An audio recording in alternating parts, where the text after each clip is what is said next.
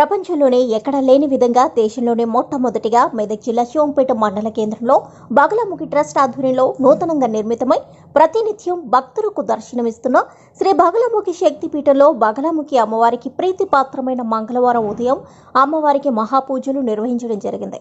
అమ్మవారి ఉపాసకులు బ్రహ్మశ్రీ శాస్త్రులు వెంకటేశ్వర శర్మ ఆధ్వర్యంలో శక్తిపీఠం ప్రధాన అర్చకులు బిందు సంతోష్ కుమార్ చేతుల మీదుగా బగలాముఖి అమ్మవారిని పీతవర్ణ పుష్పాలు పీతవర్ణ వస్త్రాలతో ప్రత్యేకంగా అలంకరించి అమ్మవారికి రుద్రాయమాల బగల అష్టోత్తర నామార్చనలతో హరిద్రార్చన నిర్వహించడం, అమ్మవారికి అభిషేకం, మంగళహారతి, మంత్రపుష్పం కార్యక్రమాలను అత్యంత భక్తి శ్రద్ధలతో నిర్వహించి నానావిధ ఫలాలతో నైవేద్యం సమర్పించడం జరిగింది.